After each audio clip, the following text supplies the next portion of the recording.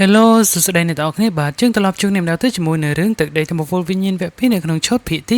146បន្តទៀតដែលពេលនេះដែរគឺនិយាយអំពីឈុតឆាកសំខាន់ពីរផ្នែកទី1គឺពាក់ព័ន្ធជាមួយនឹងហូយហាផ្នែកទី2ពាក់ព័ន្ធជាមួយនឹងថាងយ៉ាពេលនោះហូយហាធ្វើឲ្យមនុស្សគ្រប់គ្នាមានការវិអាយជាខ្លាំងគណៈពេលគាត់នឹងបានដកនៅវត្ថុបុរាណដ៏អស្ចារ្យមួយនោះគឺជាដាវទេពធីតាឆ្លាក់ខ្មោចភាសាអង់គ្លេសគេហៅថាដាវទេពឆ្លាក់ខ្មោចចំពោះថាងយ៉ាពេលនោះគឺនាងចិត្តស្លាប់ហើយតែមុននឹងស្លាប់នឹងក៏នាងចង់បង្កើតកូនប្រុសម្នាក់ឲ្យបេបេផងដែរអញ្ចឹងយើងចូលសាច់រឿងរបស់យើងតែម្ដងទៅបន្ទាប់ពីព្រលឹងរបស់ហូយហាវត្រឡប់មកកាន់ឋានមនុស្សឬក៏ចូលទៅក្នុងរាងកាយដើមវិញគាត់មិនត្រឹមតែចេះនៅវិជាគុណដាវដែលបង្រៀនដោយរងនីងប៊ីងដែលជាអតិទេពនៃអារម្មណ៍រងនៀនប៊ីងអធិស្ឋានផងបានហើយគាត់ក៏ទទួលបាននៅវត្ថុបុរាណដ៏អស្ចារ្យមួយពីរងនៀនប៊ីងនោះគឺជាដាវទេវតាឆ្លាក់ខ្មោចហៅថាដាវទេពឆ្លាក់ខ្មោចក៏បានដែរតែហួយហៅបានប្រើប្រាស់នៅដាវទេពឆ្លាក់ខ្មោចនេះរួមបញ្ចូលជាមួយនឹងវិជាគុណដាវរបាំភ្លៀងនេះដើម្បីឆ្លាក់នៅ Snow Lare បង្កើតឧបករណ៍ Soul Guide កម្រិតទី9លោកគ្រូឈុនស៊ីវិនមានការងឿងឆ្ងល់ជាខ្លាំង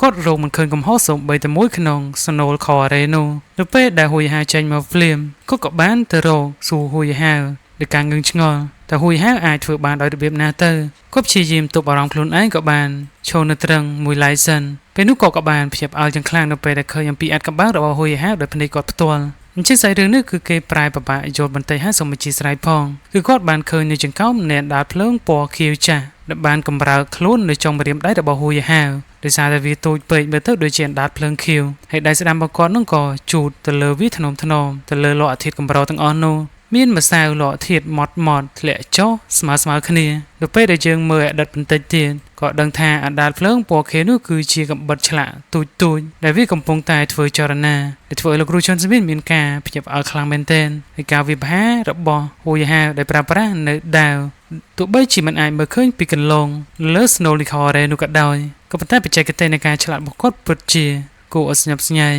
ហើយវិធីសាស្ត្ររបស់គាត់ក៏មិនដូចជា Soul Master ដទៃដែលធ្លាប់ឆ្លាក់ពីមុនមកនោះទេបន្ទាប់ពីហួយហាវបានបញ្ចប់នៃកិច្ចការនោះអស់ហើយលោកគ្រូស៊ិនស្វីក៏បានសួរនាំបន្ថែមអំពីចម្ងល់របស់ខ្លួនទៅកាន់ហួយហាវផងដែរហើយក៏បានសួរអំពីប្រភពនៃដាវរបស់គាត់ថាមកពីណាហួយហាវទោះបីជាដឹងថាលោកគ្រូស៊ិនស្វីគឺជាគ្រូរបស់ខ្លួនក៏ប៉ុន្តែតាក់ទងទៅនឹងរឿងថ្មីរបស់ថ្មីគឺគាត់ចាប់អារម្មណ៍ខ្លាំងមែនទែនអញ្ចឹងទៅហួយហាវក៏បានដកនៅដាវឆ្លាក់ទេពឆ្លាក់ខ្មោចរបស់គាត់បកគលទៅឲ្យលោកគ្រូឈុនស៊ីវិនមិនមែនឲ្យដាច់នោះទេគ្រាន់តែឲ្យមើលគាត់ក៏បានចាប់កាន់ភ្លាមគាត់មានអារម្មណ៍ថ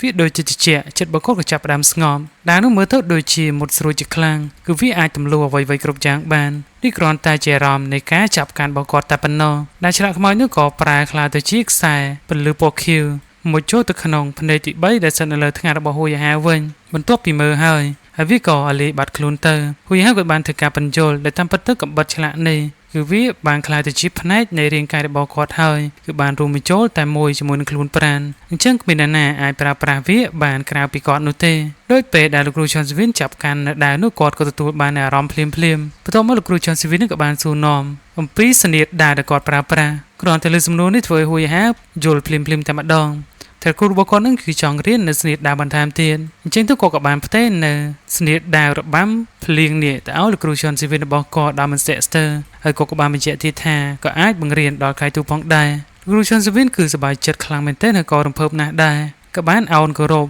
ហួយហាវនៅទីនោះដែរផ្ទាល់ហើយគាត់ក៏បានប្រាប់ការពិតគឺគាត់បានចំណាយពេលសឹងតែពេញមួយជីវិតរបស់គាត់ទៅហើយនៅក្នុងបឋាងនេះតម្រាំតែរកឃើញនៅរបស់ល្អនេះហួយហាវគឺអាចឆ្លាក់នៅ Snow Lare អាវុធ Soul Guide កម្រិតទី9ក្រៅពីកំបិតឆ្លាក់វេទមន្តរបស់គាត់គឺកំបិតនីលកាយជីវិតគឺគាត់ក៏បានប្រើប្រាស់នៅបច្ចេកទេសដាវរួមផ្សំគ្នាហួយហាវក៏ទទួលបាននៅកោតការសោកកោតសើយ៉ាងស្ងប់ស្ងាត់នេះគឺជាសញ្ញាដាវនៃអាទិទេពតែគ្មាននរណាចេះក្រៅពីហួយហាវនោះទេហួយហាវក៏យល់ព្រមបង្រៀននៅសញ្ញាដាវរបាំនេះទៅឲ្យលោកគ្រូឈុនស៊ីវិនទោះបីជាគាត់មានឈ្មោះថាជាគ្រូក៏ដោយលោកគ្រូឈុនស៊ីវិនជួយចិត្តបង្កើតនៅអ្វីថ្មីការចាប់អារម្មណ៍របស់គាត់ក៏មិនខុសពីសិស្សច្បងជាឆានប្រមាណនោះដែរតែពេលនោះគឺជាឆាននឹងចង់រៀននៅស្នីតដែររបស់ហួយហាវជាខ្លាំងសាច់រឿងមួយផ្នែកដែលសំខាន់ទៀតនៅពេលដែលថាងយ៉ាជួយសង្គ្រោះបានមួយរយៈពេលវែងហើយដូចជា4ខែហើយហើយជាពលនៅក្នុងរាងកាយរបស់នាងក៏ចាប់ផ្ដើមបញ្ចេញបន្តិចម្ដងនាងក៏ភ្ញាក់ដឹងខ្លួនឡើងវិញបន្ទាប់ពីជាតិពុលត្រូវបានសម្អាតខ្លះនាងក៏ចាប់ផ្ដើមចងចាំនៅអតីតកាលចាស់យឺតក៏ប៉ុន្តែកម្រិតនៃការហ្វឹកហាត់របស់នាងគឺនៅខ្លាំងដដែ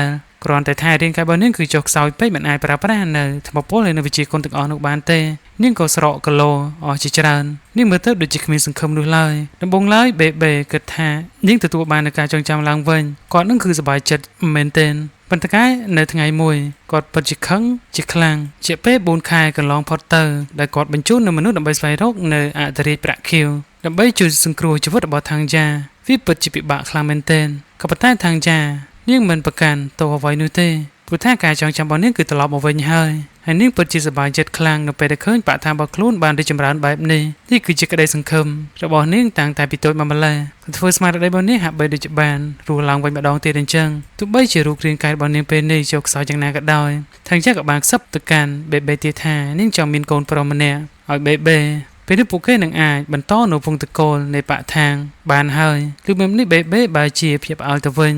ហើយគាត់ក៏និយាយទៀតថាมันអាចនោះទេយើងកែបងអូនខ្សោយខ្លាំងណាស់มันអាចសម្រាលកូនបានឡើយនាងក៏ងក់ក្បាលថានាងអាចធ្វើបាននាងនិយាយតែភាពជឿជាក់មើលទៅដូចជារស់រវើកជាខ្លាំងហើយបើសិនជាទៅថ្នាក់គាត់បាត់នាងទៅយ៉ាងហោចណាស់ក៏នៅមានកូននៅជាមួយនឹងបងដែរវាមិនឯកានោះទេពេលបេលឺរឿងនេះទឹកភ្នែករបស់គាត់ក៏ចាប់ផ្ដើមហូរស្រក់ភ្លាមហើយក៏បានអោបថាងចាឡើងញ័រខ្លួនហើយគាត់ក៏និយាយទៀតថាគាត់នឹងធ្វើអ្វីគ្រប់យ៉ាងឲ្យតែគាត់អាចធ្វើបានដើម្បីស្វែងរកនៅអធិរាជប្រាក់ខៀវសង្គ្រោះនៅជីវិតរបស់ថាងយ៉ាហើយសាច់រឿងរបស់យើងក៏ឆ្លៃទៅប៉ុណ្ណេះ